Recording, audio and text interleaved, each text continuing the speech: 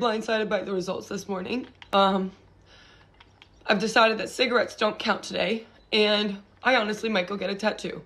But I also have decided that for the next 4 years, I am going to abstain from schmex with men. Yeah, as a woman, my bodily autonomy matters, and this is my way to exercise sovereignty over that.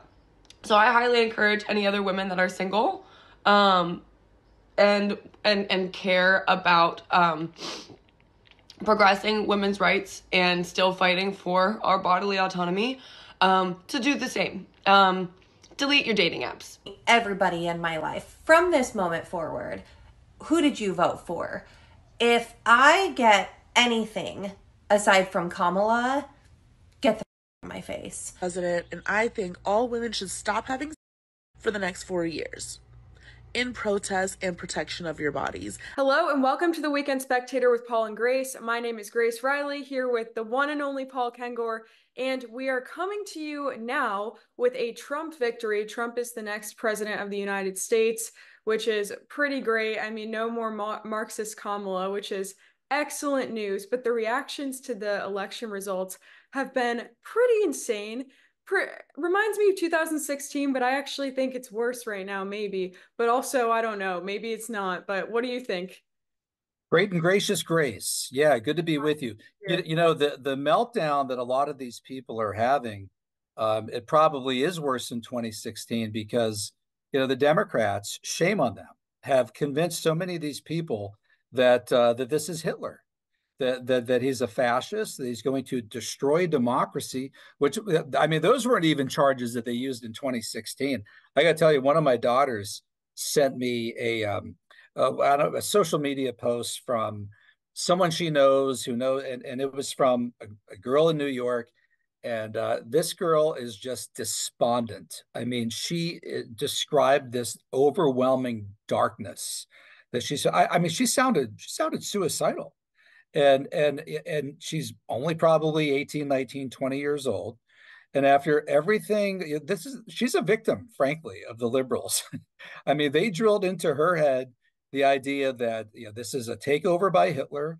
This is a fascist. He's going to destroy democracy. She's going to lose all of her reproductive rights. And the fact of the matter is, the girl's in New York. She'll easily be, if it's an abortion that she wants, she could easily get it in New York and pretty much almost every other state too.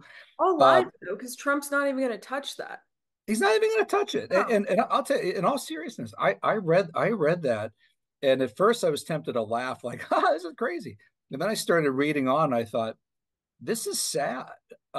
They've got this girl thinking, I mean, she sounded like she was ready to commit suicide. And I wish I could reach out to her and say, please understand that these are just crazy, wound up, insane liberals. I don't even know if they believe a lot of what they're saying. You're being victimized by them. It's, you know, like Thomas Matthew Crooks decided, I know how to stop Hitler. I'll find the top of a building in Butler and put a bullet in his head.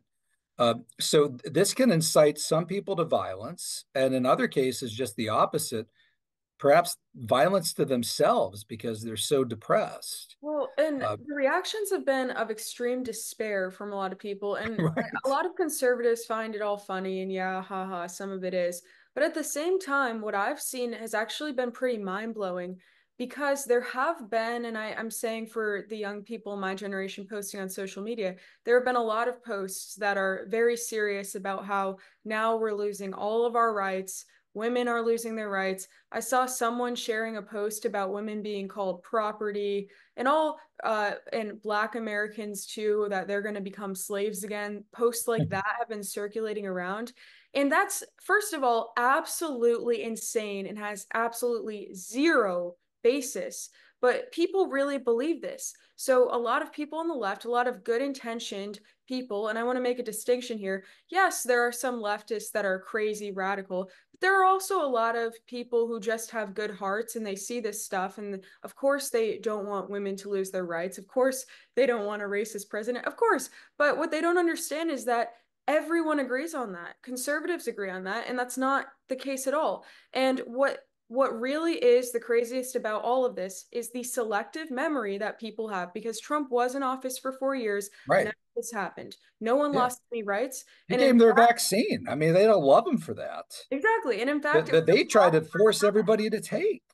yes, and it was a prosperous time for our country. So it makes absolutely no sense that people are treating this as a separate thing where some dictators coming in, because that's not the case. And we've seen it before and it didn't happen. So I don't understand why those two things aren't clicking. And that's a really interesting psychological thing to look at, I think, because he's also term limited. He's what? also term limited. I mean, it's going to be 4 years. You get people, I guess younger people maybe don't realize this, but I mean, 4 years really flies. It goes by really quickly.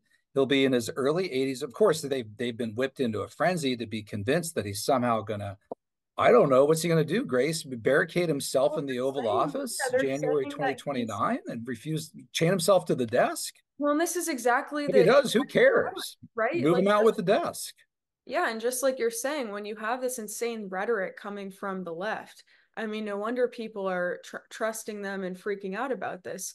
But I think the other thing that's not unique to this time, but is happening yet again, is I've seen a lot of people on the left posting, if you voted for Trump, unfollow me. I don't want anything to do with you. I mean, right. People literally saying, I mean this in the least respectful way possible. Like, you're the worst, you're racist, you're supporting whatever. So people tell it to the quarter of black guys who voted for Trump. Literally cutting ties with people. So what's crazier is that people are willing to see their peers in half of America, more than half actually, as indicated by the popular vote that Trump won. They're okay saying that these people are evil, and I just don't think that's true. And I think it's not that I don't think it's true. Obviously, we know it's not. But the point being, conservatives are not thinking that about leftists. I know a lot of people on the left. I know a lot of liberals, Democrats, and I'm not thinking that they're these awful people. No. I think they have good hearts, actually. I think that there are a lot of people that I disagree with politically who have good hearts, good intentions. I don't agree with them, and some of them I don't think necessarily know much about politics or policy, but it doesn't change that fact, and that's how it should be. And I don't have any problem being friends with people who disagree with me, and some of my friends who do disagree with me will tell you that, and that's how it should be. Well, it's our religious worldview as well, being Christians. And for conservatives, I mean, most conservatives are religious. You don't have to be religious to be a conservative, but most of them usually are. And so we learn things like faith, hope, and charity, right? We learn charity. We learn grace, right? Your name, Grace, right? We learn to be gracious to people. And also, we don't see politics as the be all and end all. We don't get our salvation through politics, right? We know that this is a fallen world, but for these many secular people, right, and everything about them has become ideology, ideological indoctrination. For them, it's their alpha and omega, and so their whole world comes crashing down when their candidate doesn't win. And also, too, because they're so emotional with the way that they deal with life, they find it hard to conceive that nice person who's with them in the classroom or at the office or whatever, who right now they're raging about the election and all those stupid Trump supporters. They don't even know the person they're saying that to might well have voted for Trump, right? They can't. But why would you do that? You're a nice person, right? Well, the people in your life that did vote for him are afraid to tell you, for one thing. And I said this to my daughter who lives in New York. She said, I don't know anybody around here who voted for him. So actually, if you look at the polls, Trump got almost 45% of the vote in New York. Did you see Illinois? Illinois, Trump got, I think, 46 or 47%. He got 46% in New Jersey. Historically flipped counties across the country. Yeah, I mean, he did. What did Biden win New York and California by, like 63 to 35 or something? Closed the gap. Yeah, which is why, and in some states, boy, I mean, Florida, where you are now, your new adopted state of Florida, he won by like 14 points. Which I remember when that used to be a swing state, right? The 2000 election hinged on it. Texas, which everybody was worried the Democrats are going to turn into the next California. He won Texas by like 14, Yeah. right? And how about whoever the maniac is at the Des Moines Register? I went and I read that piece again this morning, who last weekend released the poll saying that Trump was losing to Kamala in Iowa by 4. And it's like, this could change the whole Midwest. This might be a groundswell for Kamala in the mid. Everyone's like 4. And no, he's going to win Iowa by like 8. Here comes the premier newspaper of record in the state. Kamala's up by 4. Do you know how much Kamala lost Iowa by? 14 points. All right. So whoever put that poll out ought to be fired. But all of these really huge margins allowed him to win not just the Electoral College, probably by 312 to 226, but the overall popular vote by 3%. Well, and you And know what was probably right? by 4 or 5 million votes. What was correct in predicting this was the betting markets where the people were, Yeah, which I mean they were makes right on. so for all the Never pollsters. go against Vegas, man. No, for real. It really it's actually crazy. But watching the results come in, I mean, we talked about this last week. We both thought he would win, but both of us were skeptical about, well, who knows though. And the people got it done. It was too big to rig. I mean, this was a landslide, and you wrote this piece for the American Spectator right after the election, which is worth mentioning, pointing out that what you got to do is this: you just got to win, forget about everything else. You just got to show up like this and win, which is exactly what happened. Yeah, that's how you overturn an election. And by the way, I told Ellie Gardy on Monday that I was writing that and that I would be sending it ahead of time.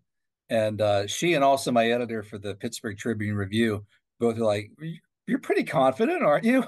And I said, "Look, it's Monday, and the Real Clear Politics have the two of them at 48.5 to 48.5. Trump always outperforms his polls by 2 to 3%. The only thing in the back of my mind was, well, Republicans thought they were going to win 50 seats in 2022, and they didn't, although they still won like 15 or 20 or whatever it was. But he always outperforms his polls. So by 2 to 3%. And so they had him at 48.5. Guess where he is today? Like 50.7. Yeah, and So he outperformed it by 2 to 3. you were Boom, exactly nailed it. right. And I always thought he would win, but before the election, I think like any human person, it's kind of like the idea of after putting all of this time in and focusing on it so much that the decision was that close of anything really could happen. So that was a little scary, but I mean, Right. I'm not surprised by the results though. Anything could have happened. But the point of my article, right, was, hey, Donald Trump and your supporters, you want to overturn an election like the 2020 result? Don't charge fraud. The United States is too vast. You would have to, even if you found fraud in a state like Pennsylvania, maybe even Georgia, you can't overturn an election where the guy gets 81 million votes. The best thing would have been to stop at that moment and say, Trump would have say, look, I feel like I've been cheated. Okay, but I'm not contesting this. Like Richard Nixon in 1960, it would rip the country apart. Here's what we're going to do, folks. We're going to come back in 4 years and we're going to beat them in 4 years. That's what he should have said. Well, That's and what he should have done. hopefully what happened is now that he's in, hopefully we'll get more voter ID and get the system even more secured so that we don't have to worry about right. it. And that time will tell on that. And he's already released a good amount of statements on his plans to dismantle the deep state, which is great and needs to happen. But it will be really interesting. And another reaction to this entire thing has come from the feminists. And this has happened throughout the years. There have been little snippets of this here and there where they make these statements and start these movements.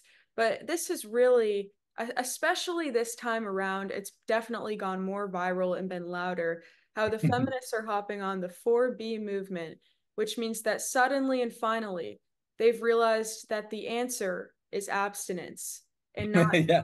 Hooray. Yeah, the answer is not sleeping around with a bunch of guys who don't care about them randomly. They finally realized now that our rights are gonna be gone, now that abortion rights are at risks, which as we all know the real reality of that, but they're saying since women's rights are apparently out the window, so we've heard, they now have sworn off what is it, dating men, marrying men, sleeping with men at all that they're not married to, having kids with men.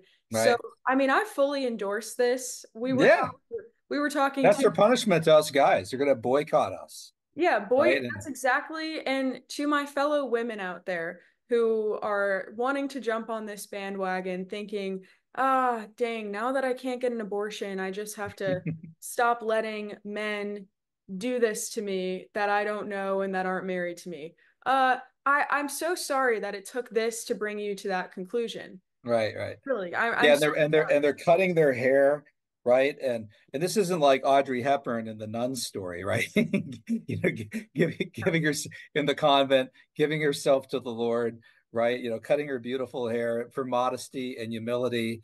No, these are like crazy people. And by the way, if I was a young guy, I would not be interested in any of those girls to begin with, not only because of how they look and act, but because of their attitude and everything else. So by taking themselves out of the gene pool and everything else, I don't think they're punishing guys as badly as they think that they are. no, and They I mean, vindictively think they are. the entire ideology of, yeah, let's just swear off men. Okay, like, yeah, good idea. Let's just let population die out. Let's not have any more kids. Let's just, that's, They're already doing that anyway. Were yeah, they planning on having 8 kids? Right, marrying a conservative guy and having 8 kids. yeah, and we're already on, as you're saying, we're already on that trend where the feminists are not having kids anyway. But for this, the real big part of it has been, okay, girls, it's time to stop having meaningless sex with random guys. And Right, right. I will say I really genuinely hope that some people do try this even for that reason and that they realize that their life is a lot better uh Yeah, emotionally, for right. example, when this isn't happening to them, because Mhm. emotionally the toll that doing that takes on women is heartbreaking. Right. Actually, it's absolutely like earth-shatteringly heartbreaking what that does to a person to be in that lifestyle and pattern of life. So I do hope that people genuinely realize a good difference if they try this and take it seriously And instead it, of and it leads and it leads to abortion, Mhm. which they think they want, but when they go through that and they have an abortion, they're going to be really miserable. And Yeah. it's going to affect them physically, emotionally, psychologically, spiritually. They're not going to be happy when they do that. So maybe they can avoid all of that heartbreak and garbage and baggage and trauma by boycotting guys. Hope so. Well, and I think too, what this brings up is, okay, so you're admitting that you use abortion as a form of birth control, Right? which is horrific too. I Yeah, mean, and also really self-destructive. I mean, that's mm-hmm. extremely unhealthy anyway. It I mean, is. I that's next to everything else wrong with it, but this whole thing is, I think that's been the most shocking reaction to me, is this entire movement where it's kind of like, to get to point A and B, you could have just done a straight line, but instead we had a this, that, all the way around to get to finally that conclusion, Mm-hmm. which Mm-hmm. is, it's something. Well, and I'll tell you what, for young women out there that aren't like that, you and our friend Libby, who was emailing earlier, right, and others was texting us, yeah, that would make the guys out there looking for girls like you and Libby and others, and these other girls just horrible what they're doing to themselves, and they're not going to find men who want to marry them with these attitudes, period. So now to take the action that they're taking to block guys, you think this is making you any more desirable? I mean, whew. No, and it's just contributing to the already bad dating culture, I'd say too. Right, I mean, right. it's Dating already, culture and marriage culture. yeah, no, it's already, and we obviously, we can point this back to Marxist roots too, because the dismantling of the nuclear family and also the ways that the sexual revolution steered us straight down this path to having this problem in the first place, where women think that that's the only way that they can feel empowered or liberated, is to basically just sleep around and do all this stuff, have abortions. The fact that women think that that is the sole key to empowerment and rights is really sad, because it's obviously it's not. And that is a product of Marxism infiltrating culture, infiltrating politics, and of Marxism pushing out faith and the hope and security that faith gives you. They brainwash some men as well. By the way, not most men, which is why this is making men even more conservative. But I saw an X post by Megan Basham, and it said the abolition of man, and it was a young dad with an Arizona Diamondbacks baseball hat talking about how he was voting for Kamala in order to preserve the right to health care, the woman's right to choose for his young daughters, right? And I thought, how disgusting. I mean, you need to man up and tell your daughters and teach your daughters, all right, not to have an abortion, right? I mean, does this guy want his daughters to abort his grandchildren? Yeah. Has he not thought about? Does he want his daughters to abort their own children? Has he not thought about what that will do to them? Be a real man and step in right now and inform them of how special they are, how unique they are, how every, to quote John Paul II, how every human being is unique, special, and unrepeatable, right? Why would you want to convince them that that they need to have this precious right to choose? That's being a good dad. I mean, that's a man who's failing in his manhood. He's not manning up at all. Yeah, I think that's so well said and hits it perfectly. I completely agree. And that's one of the great tragedies, I think, that our culture is facing, that there are so many like that. And it all starts at home in the family, as we know, and that's a perfect example of it. And beyond that, another reaction that people have had to this whole thing is saying, of course, that we're not ready for a woman president or a Black woman president. Right, right, And I mean, my reaction to that is maybe, just maybe, she was a horrible candidate with right, horrible actions. Maybe. right. But people won't even consider that. I've heard that people are saying that she has the best ideas in the entire world. Oh, Hold on. they didn't feel that way 4 months ago. No, They they didn't feel didn't. that way in June, right? Didn't feel that way in 2020 either. That's right. She was the most unlikable of all the Democrats. She was even more unlikable than Elizabeth Warren. All right. When Biden picked her in 2020, everybody was shocked. It's like, what are you doing? You're picking the most. It was almost as shocking as her picking Tim Walz over Josh Shapiro, right?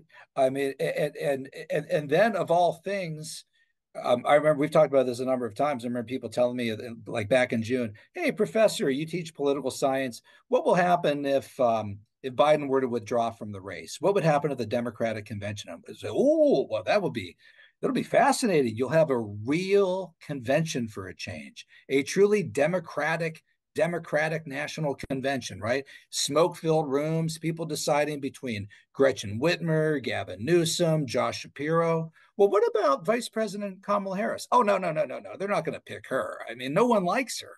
Her own staff doesn't like her. No. They're not going to pick her. What do? This is what RFK Jr. told us, right, at the American Spectator Gala. They orchestrate a sham convention, these great proclaimers of democracy. There's no debate. They anoint her, they crown her, they give her all of Biden's delegates, and then all the Democrats reluctantly kind of have to fall in line behind her in order to defeat Hitler, right? But then they're surprised when she loses. What happens when she loses? Then it's the fault of everybody else in America because they're racist and misogynist. No, the problem is you picked an unlikable candidate.